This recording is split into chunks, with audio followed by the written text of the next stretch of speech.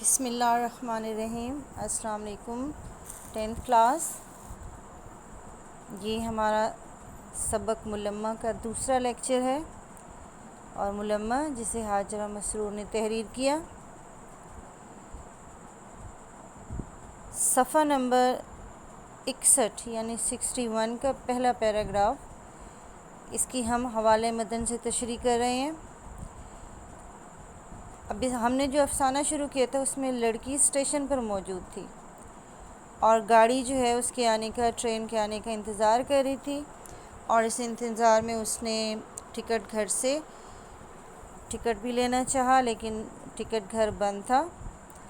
تو اب جو ہے وہ اس نے لڑکی نے اپنے حالات پر غور کرنا شروع کیا تو اسے یہ محسوس ہوا کہ وہ ایک بہت دکھی سی لڑکی ہے، بالکل ایسے ہی جیسے تانگے کی لینٹرن سے نکلنے والی ہلکی ہلکی روشنی جو ہے مدھم دھندلی سی وہ اندھیرا دور کرنے کی کوشش کر رہی ہے، وہ بھی اسی طرح مدھم اور دھندلی ہو گئی ہے۔ اب جب قلی نے کہا کہ میں یہی سامان رکھ دیتا ہوں تو اس نے گھبرا کر اسے کہا نہیں، میں یہاں نہیں بیٹھوں گی۔ یعنی قلی نے جب لڑکی سے کہا کہ میں یہی سامان رکھ دیتا ہوں تو وہ غصے میں آ کر کہنے لگی کہ میں یہاں کسی بھی صورت نہیں بیٹھوں گی۔ اس نے کسی قدر غصے سے کہا تھا کہ میں یہاں نہیں بیٹھوں گا، اس کے بعد اس نے کیا کہا، پھر اندھیرے میں گھورنے لگی۔ اندھیری سڑک پر کرارے بوٹوں کی چرر چرر پیدا ہوئی۔ یعنی اس نے ارد گرد جہاں روشنی نہیں تھی اس نے اس طرف جو ہے وہ دیکھنا شروع کر دیا تو اس کو آواز آئی، غور سے اندھیرے میں دیکھنے لگی تو اسے اندھیری سڑک پر جو ہے وہ اسم صوت ہے، بوٹوں کی چرر چرر، صاف بتا رہے نہیں۔ نئے جوتے جو ہوتے ہیں آپ کو پتہ ہے جب وہ پہنے جائیں تو اس میں سے چر چر کی سی آوازیں نکلتی ہیں، تو یہاں انہوں نے کرارے بوٹوں کا کہا، یعنی نئے نکو بوٹ تھے یا بہت اچھے حالت میں رکھے ہوئے پالش شدہ تھے جس کی وجہ سے ان بوٹوں میں سے آواز نکل رہی تھی۔ اس چرر چرر کو انڈرلائن کیجئے اور اسے لکھیے گا کہ یہ اسم صوت ہے۔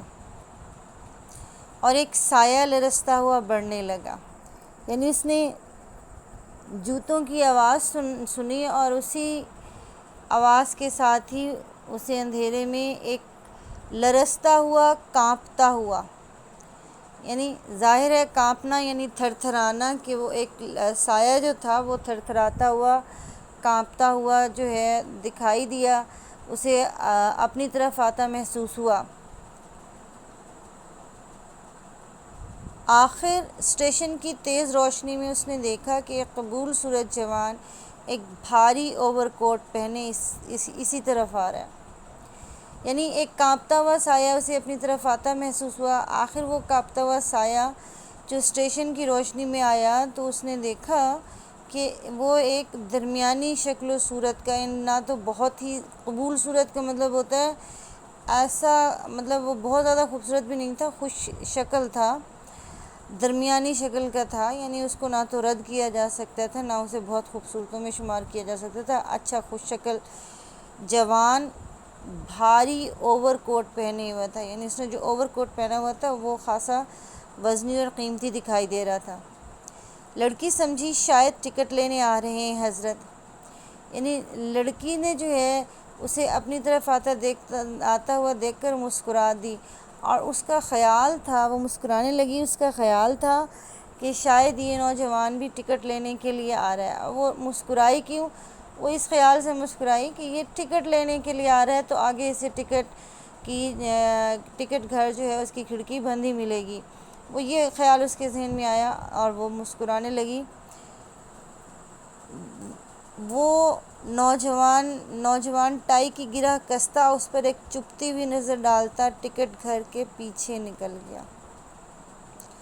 چبھتی ہوئی کا مطلب ہے طنزیہ نظر، گہری نظر، ایسی نظر جس میں طنز ہو، مذاق اڑانے کا عنصر موجود ہو۔ ٹکٹ گھر کے پیچھے نکل گیا مطلب وہ نوجوان اپنی ٹائی کی گرہ کستا ہوا، گرہ یعنی گانٹ، یعنی وہ جو بو بناتے ہیں نا ٹائی کی کالر کے ساتھ، اس کے وہ کستا ہوا اسے جو ہے یعنی اپنی ٹائی ٹھیک کرتا ہوا اس کے اوپر ایک طنزیہ اور گہری نظر ڈالتا ہوا ٹکٹ گھر کے پیچھے نکل گیا۔ اب ہوا کیا، لڑکی جو ہے وہ اس کے انداز سے سمجھی تھی کہ شاید وہ کوئی امیر زادہ ہے جو اپنی عمارت کے غرور میں بے رخی اور لاپرواہی دکھا گیا ہے۔ یعنی اسے یہ لگا کہ یہ کوئی بہت امیر زادہ ہے، اور کیونکہ اس کا انداز، اس نے کہا ہے نا کہ وہ بھاری اوور کوٹ پہنے ہوا تھا تو اس کے کپڑوں سے وہ اس کو ایک امیر کبیر شخص سمجھی، اس لیے جو ہے وہ اس کو یہ لگا کہ یہ جو ہے مجھے اپنی عمارت کے غرور میں مجھ سے بے رخی اور لاپرواہی برتتا ہوا نکل گیا۔ لڑکی کے کھلے ہوئے لب سکڑ گئے، ہوگا کوئی امیر زادہ، بھلا 3rd کلاس کا ٹکٹ لینے کیوں آئے گا۔ لڑکی کے کھلے ہوئے لب سکڑ گئے، یعنی وہ جو مسکرا رہی تھی اس کی وہ مسکراہٹ ختم ہو گئی، اور اس نے سوچا کہ ہوگا کوئی امیر شخص۔ اب وہی ہو گیا نا کہ مجھے کیا مطلب، وہ آخر اس کھڑکی سے 3rd کلاس کا ٹکٹ کیوں لینے آئے گا۔ اب اس کی سوچ کے درمیان کلی نے اسے جو ہے ایک طرح سے مخاطب کرتے ہوئے کہا، پھر ہم سامان رکھ کے جائے تھے۔ کلی لڑکی کی خاموشی سے جھنجھلا گیا۔ جائے تھے، جاتے ہیں یا جاتا ہوں، یعنی کلی جو تھا وہ لڑکی کی مسلسل خاموشی سے غصے میں آ گیا، اور اس نے جو ہے اس سے یہ کہا کہ میں آپ کا یہ سامان رکھ کے جا رہا ہوں، یعنی اس نے کہا تھا نا میں یہاں نہیں بیٹھوں گی، تو وہ انتظار کر رہا تھا کہ اب مجھے یہ کیا کہتی ہے، تو اس کی خاموشی سے جو ہے نا وہ تنگ آ گیا، اور اس نے اسے کہا کہ ٹھیک ہے میں یہ سامان رکھ کر جا رہا ہوں، بکو مت، میں یہاں ہرگز نہ بیٹھوں گی۔ وہ اونچی آواز میں بول اٹھی، یعنی اس کی بے ساختہ آواز اونچی ہو گئی، اور اس نے کہا کہ تم فضول باتیں نہ کرو، بکو مت، فضول بات مت کرو، میں یہاں کسی بھی صورت نہیں بیٹھوں گی، ہرگز نہ بیٹھوں گی، بالکل بھی نہیں بیٹھوں گی، کسی صورت بھی نہیں بیٹھوں گی۔ اچانک وہی نوجوان ٹکٹ گھر کے پیچھے سے نکل آیا، یعنی وہ نوجوان جو پہلے چلا گیا تھا اور ٹکٹ گھر کے پیچھے نکل گیا تھا، وہی نوجوان جو ہے وہ واپس آیا، اور اس نے کیا کہا، کلی تم زنانہ انٹر کلاس ویٹنگ روم میں کیوں نہیں لے جاتے، وہ بولا۔ یعنی اس نے کلی کو مشورہ دیا، خود بخود بیچ میں جو ہے درمیان میں دخل اندازی کر کے، بغیر کسی کی اجازت کے کہ ان کی گفتگو کے درمیان دخل دے یا نہ دے، اس نے خود دخل اندازی کر دی ان کی درمیان، اور کہا کہ کلی تم ان کو جو ہے ایسا کرو، جو زنانہ انٹر کلاس ویٹنگ روم میں ہے وہاں کیوں نہیں لے جاتے، وہاں لے جاؤ۔ لڑکی کلی سے مخاطب تھی، اور اس نے کیا کہا، پھر اتنی دور ٹکٹ لینے کون آئے گا، یعنی یہ ایک انڈائریکٹ کنورسیشن ہے کہ وہ لڑکا جو تھا وہ بھی ڈائریکٹ کلی سے بات کر رہا تھا، اور لڑکی بھی ڈائریکٹ کلی سے بات کر رہی تھی، لیکن ڈیفینیٹلی وہ آنسر اس لڑکے کو کر رہی تھی، اور وہ بھی اس لڑکی سے کہہ رہا تھا کہ یہاں کے بجائے جو ہے تم وہاں چلے جاؤ، مشورہ تھا۔ تو اس نے کہا کہ پھر اتنی دور سے ٹکٹ لینے کون آئے گا، ٹکٹ 2nd کا چاہیے یا انٹر کا، نوجوان بھی جیسے کلی سے پوچھ رہا تھا۔ گفتگو تھوڑا آگے بڑھی، اور اس نے جو ہے کہا کہ ٹکٹ جو ہے وہ کس اس کا چاہیے ہوگا۔ وہ ایک لمحے کے لیے سناٹے میں آ گئی، وہ بالکل ایک لمحے کے لیے جو ہے یوں سمجھیں کہ سکتے کی کیفیت میں آ گئی، اپنی جگہ پہ جم سی گئی، رک سی گئی۔ پھر اس نے کہا، کیا کہا، کلی چلو، وہ بڑے روب سے کہنے لگی۔ اس نے کلی سے جو ہے بات کی، اپنی اس کیفیت سے باہر نکلی، اور پھر اس نے کلی سے کیا کہا، کلی چلو، یعنی اس نے بڑے روب سے، بڑے دبدبے سے کلی سے یہ بات کی۔ آگے آگے کلی تھا اور پیچھے پیچھے وہ، یعنی کلی نے جو اس کا سامان اٹھایا ہوا تھا وہ آگے آگے جا رہا تھا، اور اس کے پیچھے جو ہے وہ لڑکی چلتی چلی جا رہی تھی۔ اس کی اونچی ایڑی کی سینڈل زمین پر ایک دلچسپ شور بکھیر رہی تھی. یعنی اس نے جو سینڈل پہنی ہوئی تھی اس کی ایڑی اونچی تھی اور اس کی وجہ سے دلچسپ شور بکھیر رہی تھی. یعنی ایک خوبصورت سی آواز، ٹک ٹاک کی جو آواز تھی ٹک ٹک کی، وہ مسلسل جو ہے وہ ایک کے بعد دوسرا پیر رکھنے سے بڑا خوبصورت سا شور پیدا ہو رہا تھا. مجوری میم صاحب، مجوری یعنی مزدوری.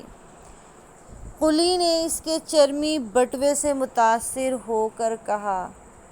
چرمی لیدر کا، کھال کا بنا ہوا. بٹوا جس طرح ہم کہتے ہیں نا کہ لیدر کا ہے، یہ پرس لیدر کا ہے یا یہ بیگ لیدر کا ہے، پیور لیدر میں ہے. تو چرمی کا مطلب ہوتا ہے کھال کا بنا ہوا، لیدر کا بنا ہوا. بٹوے سے، پرس سے.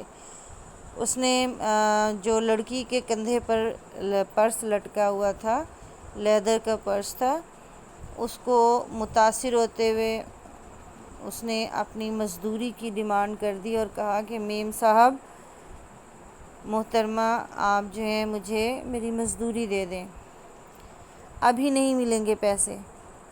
اس نے کھٹاک سے جواب دیا، ابھی پیسے نہیں ملیں گے. وہ سنگار میز کے سامنے کھڑی جنوری کی کپکپا دینے والی سردی میں رومال سے پیشانی پونچھ رہی تھی.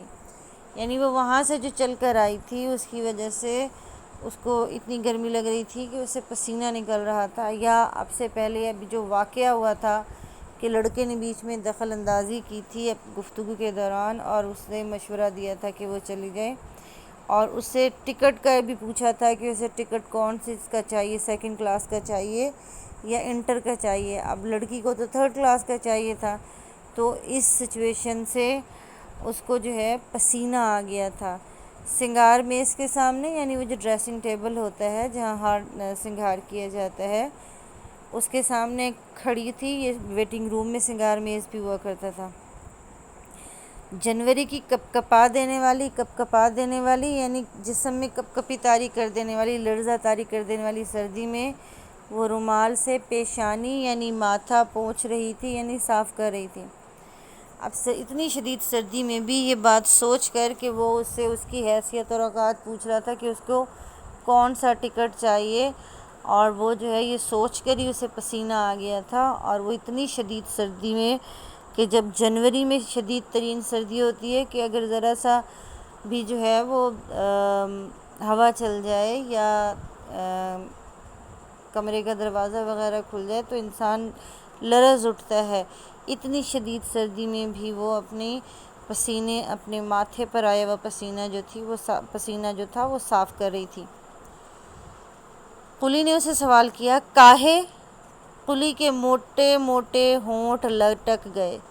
کاہے کا مطلب ہے کیوں. موٹے موٹے ہونٹ لٹک گئے. ہونٹ لٹک جانا کا مطلب ہے اداس ہو جانا، پریشان ہو جانا، گھبرا جانا. یعنی قلی نے جب یہ سنا کہ یہ مزدوری نہیں دے گی تو وہ پریشانی اور اداسی سے اس کا چہرہ اتر گیا اور اس نے سوال کیا، کیوں نہیں دیں گی؟ لڑکی نے اسے کیا جواب دیا، اکٹھے لے لینا، سمجھے تم؟ گاڑی پر سامان بھی رکھوا دینا، اور دیکھو جیسے ہی ٹکٹ گھر کھلے مجھے بتانا آ کر، پیسے زیادہ ملیں گے. اب اس نے ڈیل کر لی ایک طرح سے. اس نے کہا کہ میں تمہیں ابھی پیسے اس لیے نہیں دے رہی ہوں کہ تم واپسی میں اب مجھے جو ہے تم ٹرین پر بھی تم نے ہی بٹھانا ہے، میرا سامان بھی وہاں رکھنا ہے، اور پھر میں تمہیں اکٹھے پیسے دے دوں گی. اور اس کے ساتھ ہی اس نے کہا کہ دیکھو اگر ٹکٹ گھر کھل جائے تو بھی مجھے جو ہے بتا دینا. اور پھر اس نے ساتھ میں اس کی دل رکھ لیا اور اس کو بتا دیا. یعنی وہ یہ سوچ رہا ہوگا نا کہ یہ دیکھو میری مزدوری ہڑپ کرنے کے چکر میں ہے، تو اس نے اسے بات کلیئر کر دی کہ تم ہی جو ہے مجھے لے کر جاؤ گے اور ٹرین پہ بھی بٹھاؤ گے، اور ٹکٹ گھر کھلے گا تو بھی بتاؤ گے. ہاں، اس کے صلے میں انعام کے طور پر میں تمہیں زیادہ پیسے دوں گی، تمہاری مزدوری سے زیادہ. قلی اپنے ناریل جیسے سر پر پگڑی کستا ہوا لپیٹتا چلا گیا اور لڑکی بجائے بیٹھنے کے مضطربانہ ٹہلنے لگی۔ سامنے بینچ پر کوئی کمبل میں لپٹا کل بلا رہا تھا۔ قلی اپنے ناریل جیسے سر پر پگڑی لپیٹتا چلا گیا۔ اب یہاں اس سے دو چیزیں واضح ہو رہی ہیں۔ ایک تو یہ کہ قلی کا سر بڑا تھا، دوسرا یہ کہ وہ گنجا بھی تھا، تو وہ ناریل کی طرح کا جو سر تھا اس نے تشبیہ دی ہے، یعنی اسی کی طرح تھوڑے تھوڑے بال تھے، یعنی تقریباً گنجا تھا۔ اس سر پر وہ پگڑی لپیٹتا چلا گیا، یعنی اس کی پگڑی جو کھل گئی تھی تو وہ اسے اپنے سر کے اوپر واپس لپیٹتا ہوا وہاں سے چلا گیا، اور لڑکی بجائے بیٹھنے کے مضطربانہ کا مطلب ہے اضطراب سے، پریشانی کے عالم میں ٹہلنے لگی، چلنے لگی، ادھر ادھر گھومنے لگی۔ کہ لڑکی اس بجائے اس کے کہ وہ بیٹھ جاتی، وہ پریشانی کے عالم میں ادھر سے ادھر آنے جانے لگی ویٹنگ روم کے اندر، جبکہ اس نے دیکھا کہ سامنے بینچ پر میں کوئی لپٹا ہوا کل بلا رہا تھا۔ کل بلانا، آہستہ آہستہ ہلنا۔ تو وہ کہہ رہے ہیں کہ وہ اس کے سامنے جو بینچ تھا وہاں کوئی لیٹا ہوا تھا کمبل اوڑھے ہوئے، اور اس کمبل اوڑھنے سے میں جو ہلکی ہلکی تھر تھراہٹ یا کپ کپاہٹ ہو رہی تھی، اسے پتہ چل رہا تھا کہ اس کے اندر موجود جو انسان بھی ہے وہ باحیات ہے۔ عجیب مصیبت ہے، وہ دل ہی دل میں کہنے لگی۔ یہ کمبخت مرد ہر موقع پر آ دھمکتے ہیں۔ کمبخت، بدبخت۔ کچھ نہیں تو سیکنڈ اور انٹر کلاس کا شوشہ ہی چھوڑ دیا۔ شوشہ چھوڑنا، انوکھی بات کرنا، نئی بات کرنا۔ اب اسے کیا معلوم، یعنی وہ لڑکا جو ہے اس کو کیا پتا، اس بات کا علم نہیں کہ اس نے اس وقت جو کچھ میرے پاس دیکھا، بس یہی میری کل کائنات ہے، یعنی کل کائنات ہے، سارا کا تمام سرمایہ صرف یہی ہے۔ اٹیچی کیس اور ہول ڈال۔ اٹیچی کیس یعنی جس کو ہم عام طور پر سوٹ کیس کہتے ہیں، ٹرنک کہہ لیں، اور ہول ڈال کا مطلب ہوتا ہے انگلش میں بستر بند۔ بستر بند اچھے زمانے کی یادگاریں، یعنی اس کے پاس جو بستر بند یا ہول ڈال ایک چمڑے کا بنا ہوا ہوتا ہے، جس کے اندر بستر کو، رضائی کو، گدے تکیے وغیرہ رکھ کے دونوں سائیڈوں سے فولڈ کر کے اور پھر درمیان سے اس کو رول کر کے باندھ دیا جاتا ہے۔ اسے ساتھ میں اس کے جو ہے وہ چمڑے کے ہینڈل اور سارا اسٹرپس وغیرہ لگی ہوتی ہیں، اس سے اس کو باندھ دیا جاتا ہے، یوں بستر سیف بھی ہو جاتا ہے اور اس کو اٹھانا بھی آسان ہوتا ہے۔ تو وہ اچھے زمانے کی یادگار ہیں، یعنی جب وہ لوگ خوشحال تھے تو یہ اس زمانے کی چیزیں ہیں۔ چرمی بٹوا یعنی وہ جو لیدر کا پرس تھا، وہ کھال سے بنا ہوا جو پرس تھا، اس کے بارے میں انہوں نے کہا ہے کہ چرمی بٹوا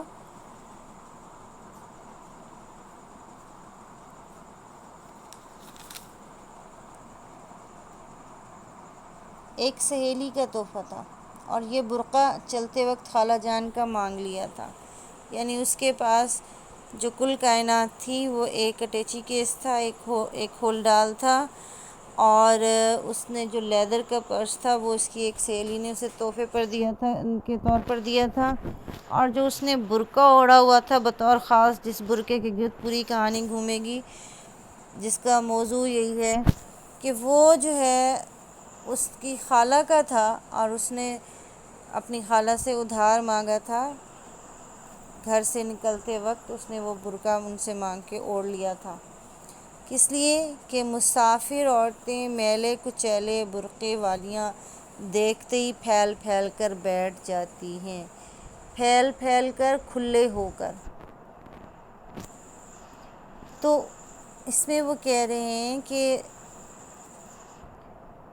جس وقت تھوڑی دیر کے بعد نوجوان ٹکٹ گھر کے پیچھے سے نکل کر قلی سے کہنے لگا تھا کہ قلی، تم انہیں زنانہ انٹر کلاس انتظار گاہ میں ویٹنگ روم میں کیوں نہیں لے جاتے؟ اس نے قلی سے پوچھا کہ ٹکٹ سیکنڈ کا چاہیے یا انٹر کا۔ نوجوان کی باتیں سن کر لڑکی پریشان ہو گئی تھی اور وہ جو ہے اندر ویٹنگ روم کے اندر آ کر انتظار گاہ کے اندر آ کے بجائے اس کے کہ آرام سے ایک جگہ بیٹھ جاتی، اسے اس لڑکے کی باتیں پریشان کر رہی تھیں، تو وہ اس کے بارے میں سوچ رہی تھی اور اس نے اپنے دل میں کہنے لگی کہ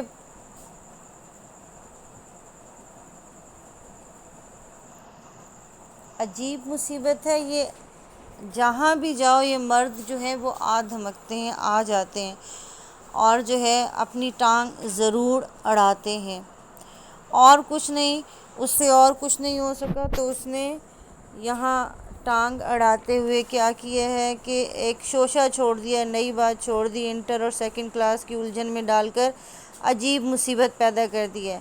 اس کے بعد وہ دل ہی دل میں مردوں کو برا بھلا کہنے لگی کہ یہ مرد کمبخت بھی عجیب ہوتے ہیں، ہر جگہ اپنی مردانگی کا روب ڈالنے کے لیے آ جاتے ہیں اور خواہ مخواہ کی الجھن میں مبتلا کر دیتے ہیں، اور کچھ نہیں تو سیکنڈ اور انٹر کی الجھن میں ڈال دیا۔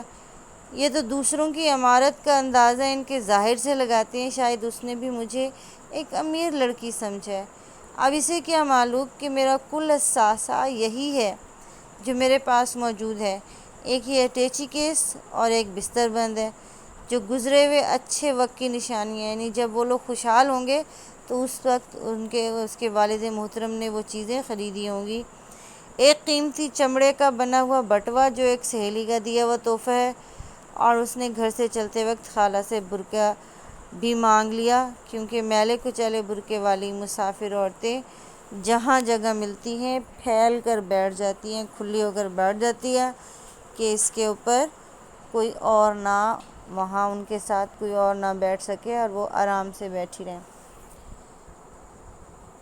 آج کا سبق یہاں اختتام پذیر ہوا۔ آپ لوگوں نے بیٹا، میں نے آپ کو پچھلی دفعہ جو اسائنمنٹ دی تھی کہ آپ چیپٹر کو 2-3 دفعہ کم از کم ضرور پڑھ لیں، یقیناً پڑھ لیا ہوگا۔ آپ نے کیا کرنا ہے، صفحہ نمبر 61 کا پہلا پیراگراف جو ہے، نہیں میں یہاں نہیں بیٹھوں گی سے لے کر نظر ڈالتا ٹکٹ گھر کے پیچھے نکل گیا، اس کی آپ نے حوالے متن سے تشریح کرنی ہے۔